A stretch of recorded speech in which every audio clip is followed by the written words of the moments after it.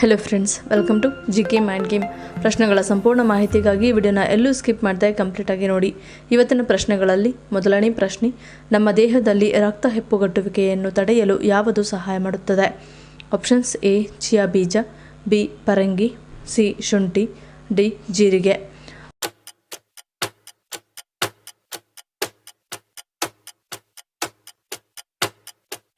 ಸರಿಯಾದ ಉತ್ತರ option C ಶುಂಠಿ. ಶುಂಠಿ ರಕ್ತ ಹೆಪ್ಪುಗಟ್ಟುವಿಕೆಯನ್ನು ತಡೆಯುತ್ತದೆ. ಇದು ದೇಹದಲ್ಲಿ ರಕ್ತದ ಹರಿವನ್ನು ಹೆಚ್ಚಿಸುತ್ತದೆ. ಇದಕ್ಕಾಗಿ ನೀವು ಪ್ರತಿದಿನ ಬೆಳಗ್ಗೆ ಖಾಲಿ ಹೊಟ್ಟೆಯಲ್ಲಿ 1 ಲೋಟ ಬೆಚ್ಚಗಿನ ನೀರಿನೊಂದಿಗೆ ಬೆರೆಸಿ ಕುಡಿಯಬಹುದು. ಇದು ರಕ್ತದೊತ್ತಡವನ್ನು ನಿಯಂತ್ರಿಸಲು ಸಹಕರಿಸುತ್ತದೆ. ಇನ್ನು ಹೊಟ್ಟೆ ಮತ್ತು ಕರುಳಿನ ಸಮಸ್ಯೆಗಳಿಗೂ ಶುಂಠಿ ಉತ್ತಮ ಪರಿಹಾರವಾಗಿದೆ. ನಿಮಗೆ ಅಜೀರ್ಣ, ಮಲಬದ್ಧತೆ ಅಥವಾ ಹೊಟ್ಟೆಯಲ್ಲಿ ಯಾವುದೇ ಉರಿಯೂತದ ಸಮಸ್ಯೆಗಳಿದ್ದರೆ ಶುಂಠಿಯು ಅವುಗಳಿಗೆ ಉತ್ತಮ ಪರಿಹಾರವಾಗಿದೆ.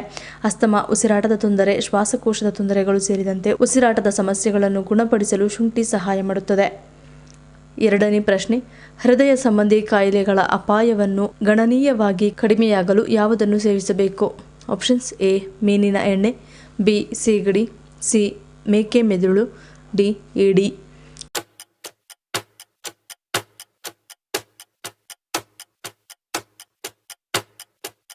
ಸರಿಯಾದ ಉತ್ತರ ಆಪ್ಷನ್ ಎ ಮೀನಿನ ಎಣ್ಣೆ. ಸಾಮಾನ್ಯವಾಗಿ ಮೀನಿನ ಎಣ್ಣೆಯಲ್ಲಿ ಒಮೆಗಾ 3 ಸೇರಿದಂತೆ ಅನೇಕ ರೀತಿಯ ಪೋಷಕಾಂಶಗಳನ್ನು ಹೊಂದಿದ್ದು, ಈ ಎಣ್ಣೆ ಸೇವನೆ ಹೃದಯದ ಆರೋಗ್ಯಕ್ಕೆ ಬಹಳ ಒಳ್ಳೆಯದು. ಮೀನಿನ ಎಣ್ಣೆ ಸೇವನೆಯಿಂದ ದೇಹದಲ್ಲಿನ ಹೃದಯ ರಕ್ತನಾಳಗಳ ವ್ಯವಸ್ಥೆಯು ಉತ್ತಮವಾಗಿ ಕಾರ್ಯನಿರ್ವಹಿಸುತ್ತದೆ. ಮೀನಿನ ಎಣ್ಣೆಯನ್ನು ನಿಯಮಿತವಾಗಿ ಸೇವನೆ ಮಾಡುವುದರಿಂದ ಹೃದಯ ಸಂಬಂಧಿ ಕಾಯಿಲೆಗಳ ಅಪಾಯ ಕೂಡ ಗಣನೀಯವಾಗಿ ಕಡಿಮೆಯಾಗುತ್ತದೆ ಮತ್ತು ರಕ್ತನಾಳಗಳಲ್ಲಿ ರಕ್ತ ಹೆಪ್ಪುಗಟ್ಟುವ ಸಾಧ್ಯತೆಯನ್ನು ಸಹ ಕಡಿಮೆ ಮಾಡುತ್ತದೆ. ಮೂರನೇ ಪ್ರಶ್ನೆ, ಕುದಿಸಿದ ನೀರನ್ನು ಕುಡಿಯಬಲ್ಲ ಏಕೈಕ ಪಕ್ಷಿ ಯಾವುದು? ಆಪ್ಷನ್ಸ್: ಎ ಮರಕುಟ್ಕ, ಬಿ ಬಾತುಕೋಳಿ, ಸಿ ಫ್ಲೆಮಿಂಗೋ, ಡಿ ರಣಹದ್ದು.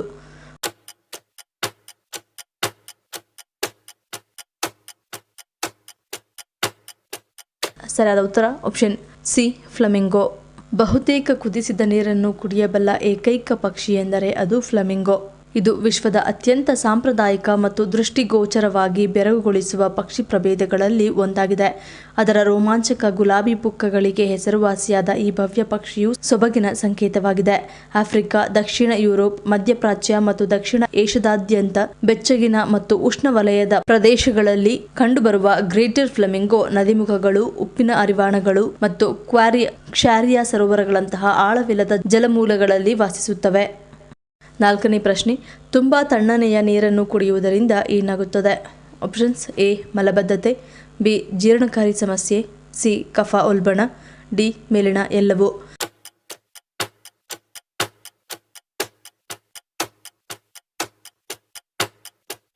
ಸರಿಯಾದ ಉತ್ತರ ಆಪ್ಷನ್ ಎ ಮತ್ತು ಬಿ. ತುಂಬಾ ತಣ್ಣನೆಯ ನೀರನ್ನು ಕುಡಿಯುವುದರಿಂದ ಮಲಬದ್ಧತೆ ಮತ್ತು ಜೀರ್ಣಕ್ರಿಯೆ ಸಮಸ್ಯೆಗಳು ಉಂಟಾಗುತ್ತದೆ. ಬೇಸಿಗೆಯಲ್ಲಿ ರೆಫ್ರಿಜರೇಟರ್ನಿಂದ ತಣ್ಣೀರು ಕುಡಿಯುವುದು ನಮಗೆ ತಂಪೆನಿಸುತ್ತದೆ, ಆದರೆ ಅದು ಆರೋಗ್ಯಕ್ಕೆ ಒಳ್ಳೆಯದಲ್ಲ. ಆಯುರ್ವೇದದ ಪ್ರಕಾರ ಯಾವಾಗಲೂ ಕೋಣೆಯ ಉಷ್ಣಾಂಶದಲ್ಲಿರುವ ನೀರನ್ನು ಕುಡಿಯಬೇಕು. ತುಂಬಾ ಬಿಸಿಯಾಗಿದ್ದರೆ ನೀವು ಮಣ್ಣಿನ ಪಾತ್ರೆಯಿಂದ ಸ್ವಲ್ಪ ತಣ್ಣೀರು ಕುಡಿಯಬಹುದು ಅಥವಾ ಫ್ರಿಜ್ನಿಂದ ತಣ್ಣೀರನ್ನು ಸ್ವಲ್ಪ ಸಾಮಾನ್ಯ ನೀರಿನೊಂದಿಗೆ ಬೆರೆಸಿ ಕುಡಿಯಬಹುದು. ಐದನೇ ಪ್ರಶ್ನೆ, ಯಾವ ದೇಶದಲ್ಲಿ ಗುಲಾಬಿ ವಜ್ರವನ್ನು ಪತ್ತೆ ಹಚ್ಚಲಾಗಿದೆ? Options: A New Zealand, B Canada, C Angola, D Denmark.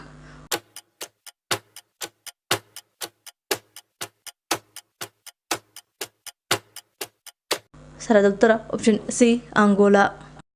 300 ವರ್ಷಗಳಲ್ಲಿ ಕಂಡುಬಂದ ಅತಿದೊಡ್ಡ ವಜ್ರ ಎಂದು ನಂಬಲಾದ ಅಪರೂಪದ ಶುದ್ಧ ಗುಲಾಬಿ ವಜ್ರವನ್ನು ಮಧ್ಯ ಆಫ್ರಿಕಾದ ಆಂಗೋಲಾದಲ್ಲಿ ಹೊರತೆಗೆಯಲಾಗಿದೆ. ಲೂಲೋ ರೋಸ್ ಒಂದು ಟೈಪ್ 2A ವಜ್ರವಾಗಿದ್ದು, ಇದರಲ್ಲಿ ಕಡಿಮೆ ಅಥವಾ ಯಾವುದೇ ಕಲ್ಮಶಗಳಿಲ್ಲ. ಇದು ಲೂಲೋ ಗಣಿಯಿಂದ ಚೇತರಿಸಿಕೊಂಡ 5ನೇ ಅತಿದೊಡ್ಡ ವಜ್ರವಾಗಿದೆ. ಇದು ಆಸ್ಟ್ರೇಲಿಯಾದ ಲುಕಾಫಾ ಡೈಮಂಡ್ ಕಂಪನಿ ಮತ್ತು ಆಂಗೋಲನ್ ಸರ್ಕಾರದ ಜಂಟಿ ಉದ್ಯಮವಾಗಿದೆ. ಇದು 170 ಕ್ಯಾರೆಟ್ ಗುಲಾಬಿ ವಜ್ರವಾಗಿದ್ದು, ಇದನ್ನು ದಿ ಲೂಲೋ ರೋಸ್ ಎಂದು ಹೆಸರಿಸಲಾಗಿದೆ. ಇದರ ತೂಕ ಸರಿಸುಮಾರು 34 ಗ್ರಾಂನಷ್ಟಿದ್ದು, ಹಿಂದೆಯೂ ಇದೇ ರೀತಿಯ ವಜ್ರಗಳನ್ನು $10 ಲಕ್ಷ ಖರೀದಿಸಲಾಗಿತ್ತು. ಆರನೇ ಪ್ರಶ್ನೆ, ರಾತ್ರಿಯ ಸಮಯದಲ್ಲಿ ಹೆಚ್ಚಾಗುವ ಸಕ್ಕರೆಯ ಮಟ್ಟವನ್ನು ತಡೆಯಲು ಯಾವುದು ಸಹಾಯ ಮಾಡುತ್ತದೆ? ಆಪ್ಷನ್ಸ್: ಎ ಉತ್ತಮ ನಿದ್ದೆ, ಬಿ ಬ್ಲ್ಯಾಕ್ ಕಾಫಿ, ಸಿ ನಡಿಗೆ, ಡಿ ಆಹಾರ ಕ್ರಮ.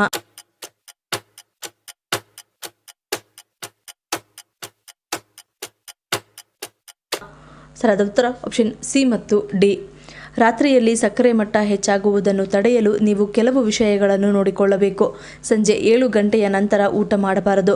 ಕ್ಯಾಲೋರಿಗಳನ್ನು ಕಡಿಮೆ ಮಾಡಿ ಮತ್ತು ರಾತ್ರಿಯಲ್ಲಿ ಹೆಚ್ಚಿನ ಕ್ಯಾಲೋರಿ ಅಥವಾ ಕಾರ್ಬೋಹೈಡ್ರೇಟ್ ಆಹಾರ ಸೇವಿಸುವುದನ್ನು ತಪ್ಪಿಸಬೇಕು. ರಾತ್ರಿ ಮಲಗುವ ಮುನ್ನ ಮತ್ತು ನಂತರ 30 ನಿಮಿಷಗಳ ಕಾಲ ನಡೆಯಬೇಕು ಮತ್ತು ನಿಮ್ಮ ಭೋಜನವನ್ನು ತುಂಬಾ ಹಗುರವಾಗಿಡಲು ಪ್ರಯತ್ನಿಸಿ. ಈ ಎಲ್ಲ ಸಲಹೆಗಳು ರಾತ್ರಿಯಲ್ಲಿ ಸಕ್ಕರೆಯನ್ನು ಸಮತೋಲನಗೊಳಿಸುವಲ್ಲಿ ಪರಿಣಾಮಕಾರಿಯಾಗಿ ಕೆಲಸ ಮಾಡುತ್ತವೆ. 7ನೇ ಪ್ರಶ್ನೆ, ಮೂತ್ರಪಿಂಡದ ಕಲ್ಲಿನ ರಚನೆಯನ್ನು ತಡೆಯುವುದು ಯಾವುದು? ಆಪ್ಷನ್ಸ್: ಎ ದಾಳಿಂಬೆ ರಸ, ಬಿ ನಿಂಬೆ ಪಾನಕ, ಸಿ ನೀರು, ಡಿ ಮೇಲಿನ ಎಲ್ಲವೂ.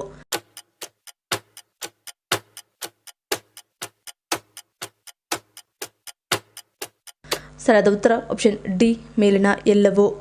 ಕಿಡ್ನಿ ಸ್ಟೋನ್ಗಳಿಗೆ ಹಲವು ಕಾರಣಗಳಿವೆ. ಇವುಗಳಲ್ಲಿ ಕಡಿಮೆ ನೀರು ಕುಡಿಯುವುದು, ಮೂತ್ರನಾಳದ ಸೋಂಕು, ಮೂತ್ರವು ಹೆಚ್ಚು ಆಮ್ಲೀಯವಾಗಿರುವುದು ಇತ್ಯಾದಿ ಸೇರಿವೆ. ಮೂತ್ರಪಿಂಡದ ಕಲ್ಲುಗಳ ಲಕ್ಷಣಗಳಲ್ಲಿ ಬೆನ್ನಿನ ಕೆಳಭಾಗ, ಹೊಟ್ಟೆ ಅಥವಾ ಮೂತ್ರನಾಳದಲ್ಲಿ ತೀವ್ರವಾದ ನೋವು ಸೇರಿವೆ. ಹೀಗಿರುವಾಗ ದಿನಕ್ಕೆ 6 ರಿಂದ 8 ಗ್ಲಾಸ್ ನೀರು ಕುಡಿಯುವುದು ಮೂತ್ರಪಿಂಡದ ಕಲ್ಲುಗಳನ್ನು ನೈಸರ್ಗಿಕವಾಗಿ ಕರಗಿಸಲು ಮತ್ತು ಹೊರಹಾಕಲು ಸುಲಭವಾದ ಮಾರ್ಗವೆಂದು ಹೇಳಲಾಗುತ್ತದೆ.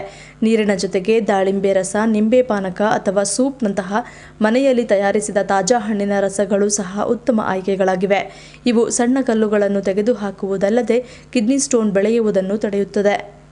ಬಿಳಿ ರಕ್ತ ಕಣಗಳು ನಮ್ಮ ದೇಹದ ಯಾವ ಭಾಗದಲ್ಲಿ ಉತ್ಪತ್ತಿಯಾಗುತ್ತವೆ? ಆಪ್ಷನ್ಸ್: ಎ ಕರುಳು, ಬಿ ಶ್ವಾಸಕೋಶ, ಸಿ ಮೂಳೆ ಮಜ್ಜೆ, ಡಿ ಕಿಡ್ನಿ.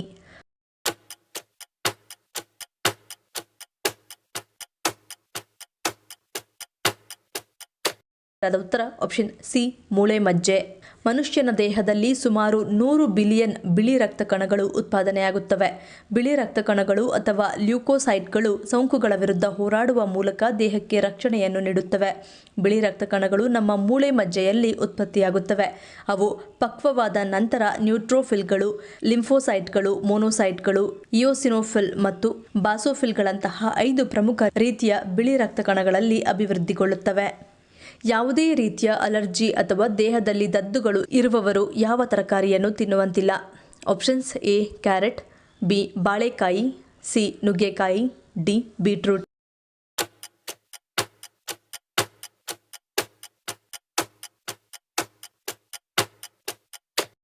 ಸರಿಯಾದ ಉತ್ತರ ಆಪ್ಷನ್ ಡಿ ಬೀಟ್ರೂಟ್. ಚರ್ಮ ಸಂಬಂಧಿ ಕಾಯಿಲೆ ಇರುವವರು ಬೀಟ್ರೂಟ್ ತಿನ್ನುವುದನ್ನು ತಪ್ಪಿಸಬೇಕು. ನಿಮ್ಮ ದೇಹದಲ್ಲಿ ಕೆಂಪು ದದ್ದುಗಳು ಅಥವಾ ಯಾವುದೇ ರೀತಿಯ ಅಲರ್ಜಿ ಇದ್ದರೆ ಬೀಟ್ರೂಟ್ ಸೇವಿಸಬಾರದು. ತುರಿಕೆ ಮತ್ತು ಜ್ವರದಂತಹ ಸಮಸ್ಯೆ ಇದ್ದರೂ ಕೂಡ ಬೀಟ್ರೂಟನ್ನು ತಿನ್ನಬಾರದು. ಮೂತ್ರಪಿಂಡದ ಕಲ್ಲುಗಳಿಂದ ಬಳಲುತ್ತಿರುವ ಜನರು ಸಹ ಇದನ್ನು ತಪ್ಪಿಸಬೇಕು, ಏಕೆಂದರೆ ಬೀಟ್ರೂಟ್ ಮೂತ್ರಪಿಂಡದ ಮೇಲೆ ನೇರವಾಗಿ ಪರಿಣಾಮ ಬೀರುತ್ತದೆ. ಬೀಟ್ರೂಟ್ನಲ್ಲಿರುವ ಆಕ್ಸಲೇಟ್ ಎಂಬ ವಸ್ತುವು ಕಲ್ಲುಗಳ ಸಮಸ್ಯೆಗಳನ್ನು ಇನ್ನಷ್ಟು ಹೆಚ್ಚಿಸುತ್ತದೆ. ಇದರಿಂದ ಜನರ ಸಮಸ್ಯೆಗಳು ಮತ್ತಷ್ಟು ಹೆಚ್ಚಾಗುತ್ತವೆ. ಪ್ರಶ್ನೆ: ಮೂಗಿಗೆ ಎಣ್ಣೆ ಅಥವಾ ತುಪ್ಪವನ್ನು ಹಾಕುವುದರಿಂದಾಗುವ ಪರಿಣಾಮವೇನು? ಆಪ್ಷನ್ಸ್: ಎ ಗೊರಕೆ ನಿಯಂತ್ರಣ, ಬಿ ಸ್ಟ್ರೋಕ್ ತಡೆ, ಸಿ ಕಫ ನಿಯಂತ್ರಣ, ಡಿ ಮೇಲಿನ ಎಲ್ಲವೂ.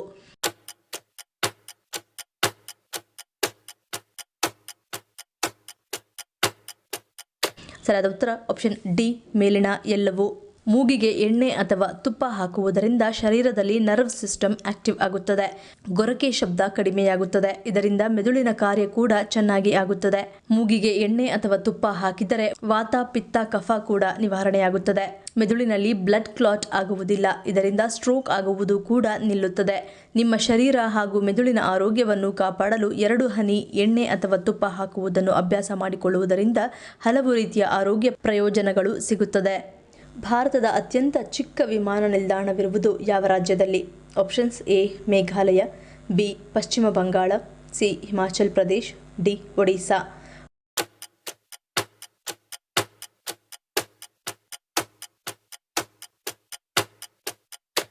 ಸರಿಯಾದ ಉತ್ತರ ಆಪ್ಷನ್ ಎ ಮೇಘಾಲಯ. ಮೇಘಾಲಯದಲ್ಲಿ ನೆಲೆಗೊಂಡಿರುವ ಬಾಲ್ಜೆಕ್ ವಿಮಾನ ನಿಲ್ದಾಣವು ಒಂದೇ ರನ್ವೇ ಹೊಂದಿದೆ ಮತ್ತು ಅಕ್ಟೋಬರ್ 2008ರಲ್ಲಿ ಉದ್ಘಾಟನೆಯಾಯಿತು. ಒಟ್ಟು ನಿರ್ಮಾಣ ವೆಚ್ಚ ಸುಮಾರು 12.52 ಕೋಟಿಯಾಗಿದೆ. ಸುಮಾರು 120 ಎಕರೆಗಳಷ್ಟು ವಿಸ್ತೀರ್ಣದಲ್ಲಿರುವ ಇದು 1100 ಮೀಟರ್ ರನ್ವೇ ಹೊಂದಿದ್ದು ಪ್ರಸ್ತುತ ಕಾರ್ಯನಿರ್ವಹಿಸುತ್ತಿಲ್ಲ. ಆದರೆ ಸರ್ಕಾರವು ಸೇವೆಗಳನ್ನು ಪುನರಾರಂಭಿಸಲು ಚಿಕ್ಕ ವಿಮಾನ ನಿರ್ವಾಹಕರನ್ನು ಆಕರ್ಷಿಸಲು ಕೆಲಸ ಮಾಡುತ್ತಿದೆ. ಈ ಪ್ರಶ್ನೆಗಳಲ್ಲಿ ನೀವು ಎಷ್ಟು ಪ್ರಶ್ನೆಗಳಿಗೆ ಸರಿ ಉತ್ತರವನ್ನು ಕೊಟ್ಟರೆ ಅನ್ನೋದನ್ನು ಕಮೆಂಟ್ ಮಾಡಿ ತಿಳಿಸಿ. ಈ ವಿಡಿಯೋ ನಿಮ್ಗೆ ಇಷ್ಟ ಆಗಿದ್ದರೆ ಮರೀದೆ ಲೈಕ್ ಮಾಡಿ, ಶೇರ್ ಮಾಡಿ, ಸಬ್ಸ್ಕ್ರೈಬ್ ಮಾಡಿ. ನನ್ನ ಚಾನಲ್ನ ಇನ್ನೂ ಸಬ್ಸ್ಕ್ರೈಬ್ ಮಾಡಿದೆ ಹಾಗೆ ವಿಡಿಯೋಸ್ ನೋಡ್ತಿದ್ರೆ ಪ್ಲೀಸ್ ಸಬ್ಸ್ಕ್ರೈಬ್ ಮಾಡಿ, ಸಪೋರ್ಟ್ ಮಾಡಿ. ಮತ್ತೊಂದು ಇಂಟ್ರೆಸ್ಟಿಂಗ್ ವಿಡಿಯೋಂದಿಗೆ ಸಿಗ್ತೀನಿ. Until love you all, take care.